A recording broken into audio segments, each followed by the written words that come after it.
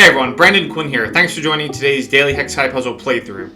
In today's video, we'll be playing through the puzzle from November 30th, which is on a board of size 10 rated at medium difficulty. First, if you want to give this a shot for yourself, I do have a link in the description, or you can go to hexakai.com or in the apps, Android or iOS, navigate to the daily section up here, and then click the daily puzzle from there. With that, let's get started. I'm going to zoom out and see what we have to work with here. I haven't played a board like this yet. This is one of those generator patterns. If you go under advanced options, this is the diagonal strings generator pattern. So I'm curious to see what it feels like to play this kind of board. Almost half, actually a little bit more than half of the diagonal strands are filled out already. Right, it alternates each one, and then some of the empty ones still have one or two cells in them. So that should make for kind of an interesting challenge. There are some benefits to that and some drawbacks to that, but for now, let's jump into the board and see how it feels to play. I'm going to start with the center row here. That's a good place to start. We can fill in the cells pretty easily, it looks like, and then that'll be really helpful for the rest of the board. The center row is very crucial. So let's see what's missing. 5, 7, 8 are missing. So there's an 8 and a 5, making this one a 7.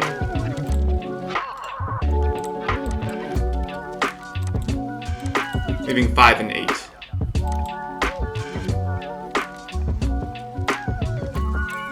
Actually, we can't make any progress there. Right, any additional progress that is on the board, on that central row for now. There's not enough information available in the intersecting rows and diagonals. But we got the 7, that's a good start. Next, I'll tackle this one. There's only 3 missing, so that seems like a good place to proceed. 0, 4, and 7 are missing. 0, 4, 7. There's a 4, 7, making this one a 0. Leaving us with 4, 7. It's interesting, that's the second time we were able to make exactly one assignment. And I think that's where that trade-off comes in with this kind of board generator. There's a lot for us already in the completed diagonals, but it makes it harder when we're doing cells that are not in those completed diagonals because, right, everything that's given us to us is kind of packed in those completed diagonals already. So it makes it a little bit hard to use some of that information just based on the way the board is laid out.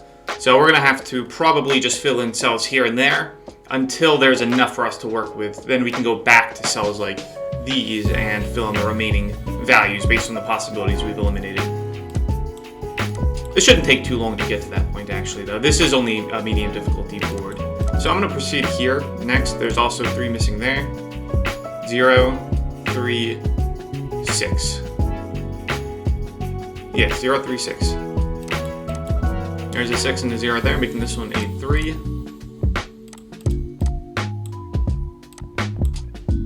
This one could be...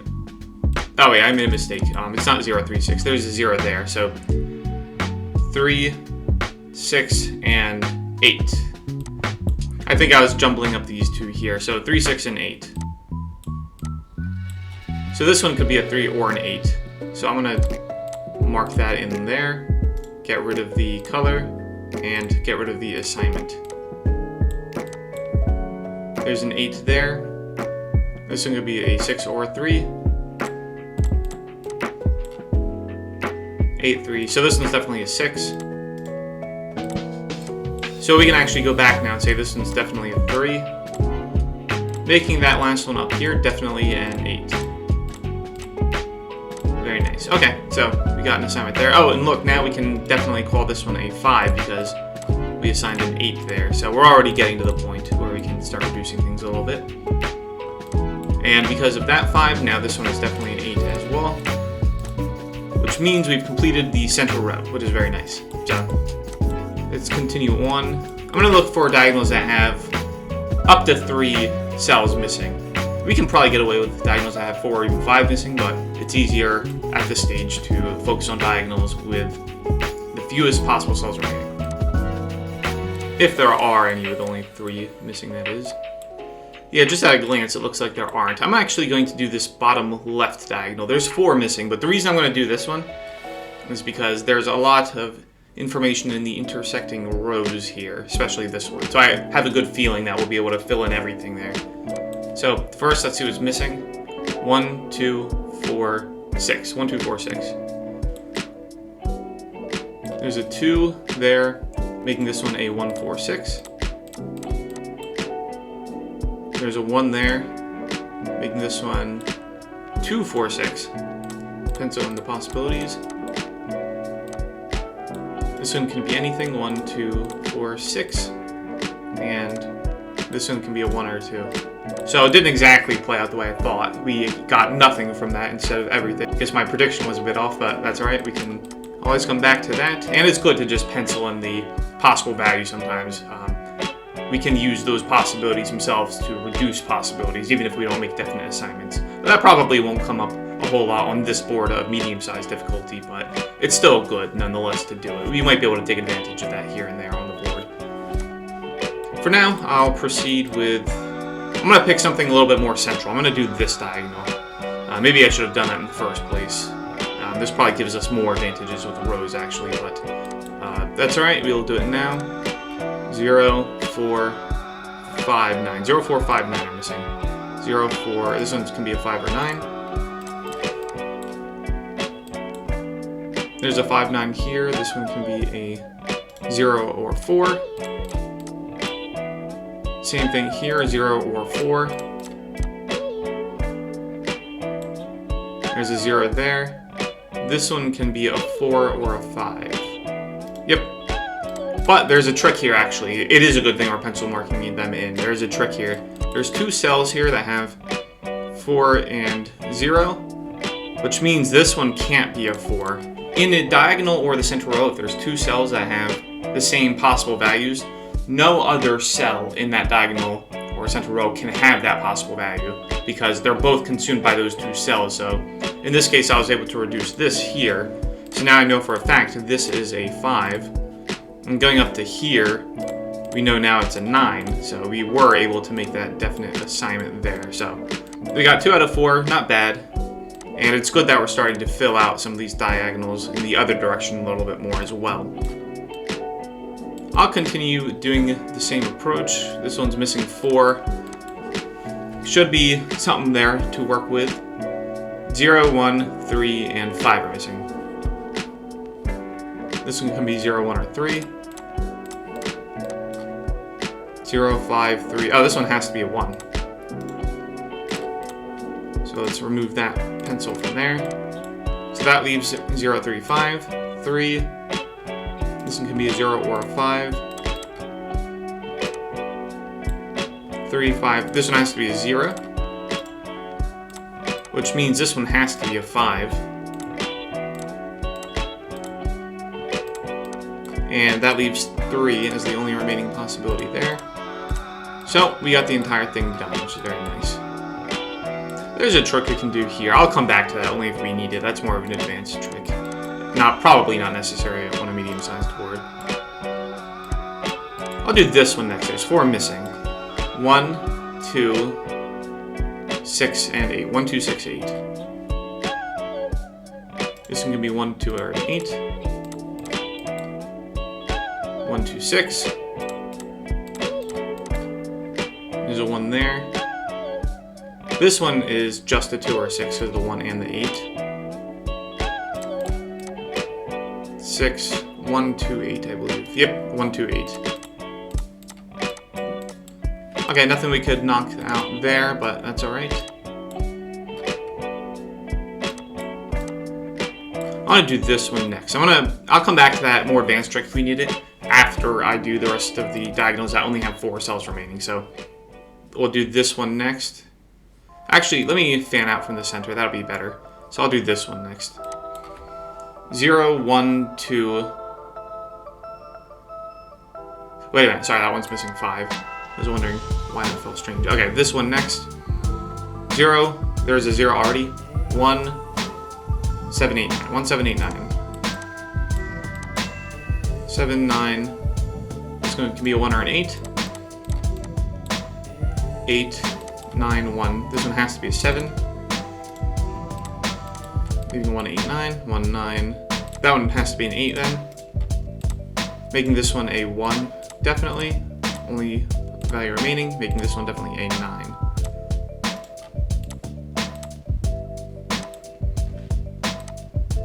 And then we make sure I'm removing values diligently. Right, now that we've assigned a 1 there, this one can't be a 1. And same thing in the intersecting diagonal up here. That's another way we can make definite assignments. As we remove possibilities from cells, when only one remains, we can definitely assign that value. So let me make sure I do the same thing with everything else we just did.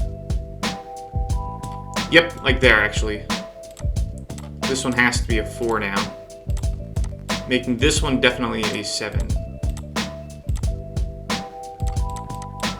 And now we have that entire diagonal completed.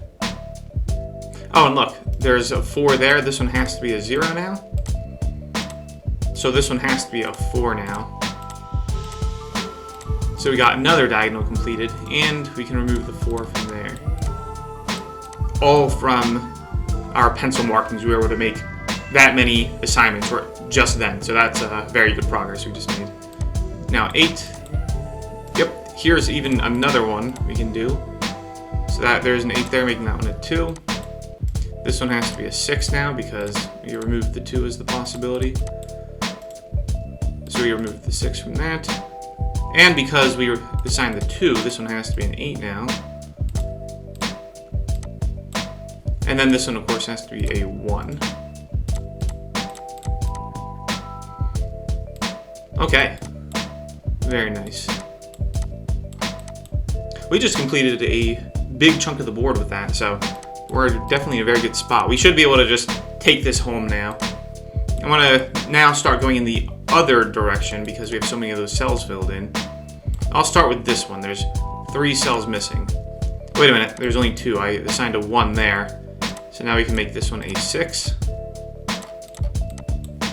And also remove the 6 possibilities here. And there's only 2 missing. What is it? A 0 is missing and a 2. Yep. 0 and 2. Oh, we actually can't make an assignment from there though. Not at the moment anyway, but we'll be able to come back to it just like we did before. I'll do this one next. There's 3 missing. 2, 3, and 5. 2, 3, 5. 3, 5. This one definitely has to be a 2. Leaving 3 and 5. There's a 5 there, making that one definitely a 3. Making this one here a 5. Oh, and because I assigned that 2, we can now make this one definitely a 0. Making this one definitely a 2. There's only 3 missing here now. I'll take care of that one next. 1, 2, 4. Yep, 1, 2, 4. So there's a 1 there. This one actually can be... Wait a minute. 1, 2, 4. Oh yeah, this one has to be a 4 actually. Making this one definitely a 2.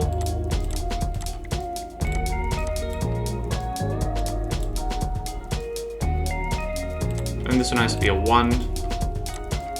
Making this one here definitely a 2. And let me update these pencil markings.